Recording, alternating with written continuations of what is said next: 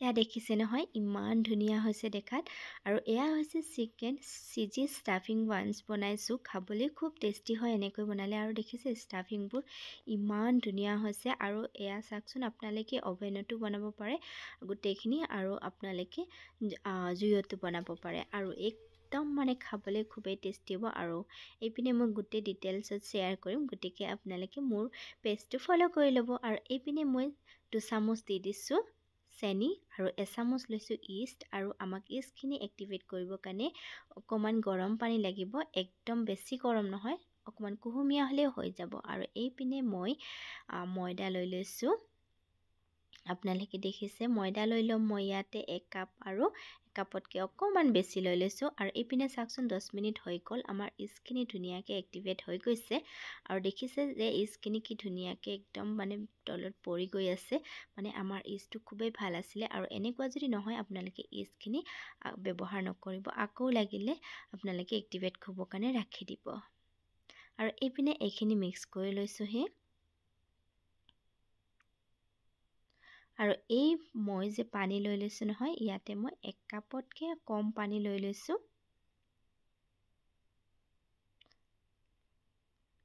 আৰু এতিয়া এইখিনি মই মিক্স কৰি দিম আৰু অকমান পানীৰ প্ৰয়োজন হৈছে তো পানী অকমান দি পেলাই মিক্স কৰি দিছোঁ আপোনালোকে নিজেই গম পাব ডোটো অকমান লিকটা টাইপ হ'ব লাগিব আপোনালোকক দেখাই আছোঁ মই কেনেকুৱা হ'ব লাগিব গোটেইখিনি চাই ল'ব ধুনীয়াকৈ এই ধৰণে ধুনীয়াকৈ মুঠি ল'ব এয়া চাওকচোন দেখিছে নহয় ইয়াত কোনো ধৰণৰ আৰু ড্ৰাই ময়দা ইউজ কৰাৰ প্ৰয়োজন নাই এতিয়া আমি ইয়াত প্লেট এখনত অকমান তেল লৈ ল'ম ৰিফাইন তেল আৰু এইখিনি ধুনীয়াকৈ মুঠি ল'ম এয়া চাওকচোন এই ধৰণে আৰু মুঠি লৈ পেলাই মই এতিয়া এইখিনি কমে 1 ঘণ্টাৰ কাৰণে ৰাখি দিম আৰু অকমান তেল লগাই লৈ লৈছোঁ আৰু এতিয়া এইখিনি 1 ঘণ্টামানৰ কাৰণে মই ৰেষ্টত ৰাখি দিছোঁ তেতিয়া মানে ময়দাখিনি মানে যিমানখিনি আছে তাতকৈ ডাবল হ'ব আৰু তেতিয়ালৈকে মই এইপিনে ষ্টাফিংখিনি বনাই লৈছোঁ ৰিফাইন তেল লৈ লৈছোঁ তাত কেইটামান জিৰা ধনিয়া গুটি দি দিছোঁ তাৰপিছত চিকেনখিনি দেখিছে একদম সৰু সৰুকৈ কাটি লৈছিলোঁ সেইখিনি ভাজি লৈছোঁ তাত অকমান আদা নহৰু দি দিছোঁ আৰু এইপিনে কেঁচা জলকীয়া আৰু পিঁয়াজ একদম সৰু সৰুকৈ কাটি লৈছোঁ তাত দিছোঁ হালধি আৰু দিছোঁ এইপিনে ধনিয়া পাউডাৰ জিৰা পাউডাৰ আৰু ৰেড চিলি পাউডাৰ আৰু দি কেনে এইখিনি অকমান সময় ভাজি লৈছোঁ তাৰপিছত দি দিলোঁহি পানী মই নিমখো দিছোঁ দেই ক'ব পাহৰিছোঁ আৰু এইপিনে পানীখিনি শুকাই গ'ল আৰু আমাৰ ষ্টাফিংখিনিও ৰেডিয়ে হৈছে তো ইয়াতে দি দিছোঁ মই চিজখিনি দি পেলাই অকমান সময় লৰাই দিছোঁ তাৰপিছত ইয়াতে দি দিম মই যিটো মানে আপোনালোকে মেয়নিজ থাকিলে মেয়নিজ দিব পাৰে মেয়নিজো খুব ভাল লাগে খাই তো মোৰ লগত মেয়নিজ এভেইলেবল নাছিলে সেয়ে মই ইয়াতে যিটো পিজ্জাৰ চচ হয় ৰেড চচ সেইটো দি দিছোঁ আৰু এইপিনে চাক আমাৰ এইখিনি পুৰা 1 ঘণ্টা হৈ গ'ল আৰু কি ধুনীয়াকৈ সাইজত ডাবল হৈছে দেখিছে নহয় এতিয়া অকমান শুকান ময়দা লৈ পেলাই এইখিনি ধুনীয়াকৈ মুঠি ল'ব তাৰপিছত অকমান তেল দিব ওপৰতে তেল দি পেলাই আকৌ অকমান সময় মুঠি ল'ব ধুনীয়াকৈ ইয়া দেখিছে নহয় যেনেকৈ মই কৰিছোঁ তেনেকৈ কৰিব তাৰপিছত এইখিনি আপোনালোকৰ সাইজৰ হিচাপত কাটি ল'ব মই ভাবিছোঁ সৰু সৰুকৈ বনাম যে সেই কাৰণে এই ধৰণে 6টা পাৰ্ট কৰি লৈছোঁ আৰু এই ধৰণে বনছ কেইটা এনেকৈ থৈ দিম অকমান সময়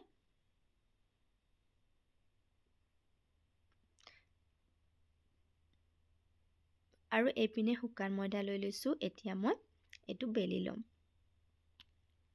ইয়া চাক এই ধৰণে অকমান গোলকৈ বেলিব নালাগে আমাক এই ধৰণে বেলিলো ওভেল শেপত তাৰপিছত ইয়াতে দি দিব ষ্টাফিংখিনি আৰু দি পেলাই এই ধৰণে ৰল কৰি দিব আৰু এনেকৈ ধুনীয়াকৈ সাইডটো কাটি ল'ব দেখিবলৈ যে ইমান ধুনীয়া হয় যেনেকুৱা খাবলৈও সিমানে টেষ্টি আকৌ এবাৰ মই ৰল কৰি দিছোঁ আৰু এতিয়া এইখিনিত পানী অকমান লগাই ল'ম এই ধৰণে তাৰপিছত গোটেইকেইটা এটা এটাকৈ এই ধৰণে দি যাম যেতিয়া বেক হ'ব তেতিয়া খুব ধুনীয়া দেখিব এয়া চাওকচোন ভাল লাগিছে নহয়নে আৰু এতিয়া মই এটা বান্স বনাই পেলাই দেখাইছোঁ আপোনালোকক যদি ৰেচিপিটো ভাল লাগিছে তেতিয়াহ'লে লাইক কৰিবচোন আৰু লগতে শ্বেয়াৰো কৰি দিব আৰু এয়া বান্স বনাবৰ কাৰণে এই ধৰণে পৰঠা যে বনাই তেনেকৈ মই এইখিনি ধুনীয়াকৈ কৰি লৈছোঁ। আৰু এতিয়া ইয়াতে অকণমান পানী লগাই ল'ম যাতে খুলি নাযায়। তাৰপিছত এইখিনি ফল্ড কৰি দি দিম এই ধৰণে, দেখিছে নহয় এনেকৈ। আৰু অকণমান তেল লগাই পেলাই হাতেৰে এনেকৈ কৰি দিম গোল গোলকৈ।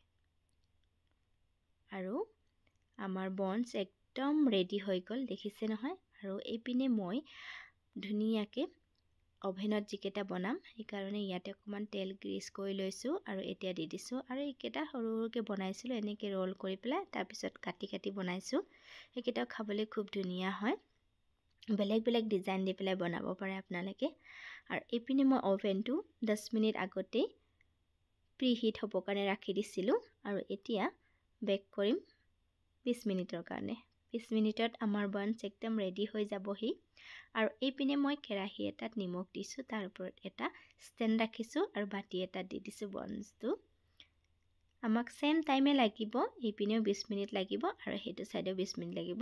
আৰু কিন্তু চুলাত বনালেও মানে জুইত বনালেও তাতো প্ৰিহিট কৰিব লাগিব। আৰু এই ধৰণে আধাতে ওলাই পেলাই মই বাটাৰ আৰু লগতে গাখীৰ অকণমান লগাই দিছোঁ যাতে কালাৰটো ধুনীয়া আহে। আৰু অকণমান সময় বেক হ'ব দি দিছোঁ।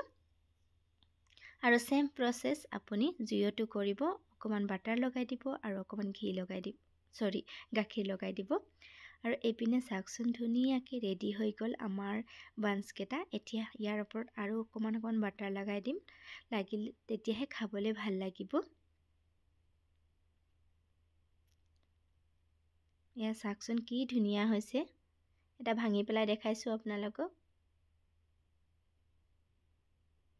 আৰু ইমান ছফ্ট হৈছে দেখিছে, ওপৰত ক্ৰাঞ্চি আৰু পিছপিনে একদম ছফ্ট হৈছে। আৰু চাওকচোন আৰু এটা ভাঙি পেলাই দেখাইছোঁ আপোনালোকক, যিহেতু খামেই আমি এতিয়া।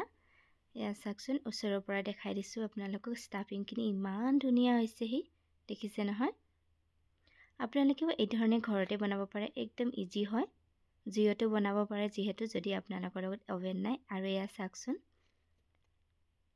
আৰু এইপিনে বানছ এটা ভাঙি পেলাই দেখাইছোঁ।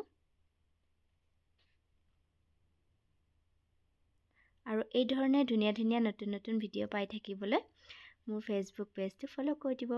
বাই, আহিছোঁ।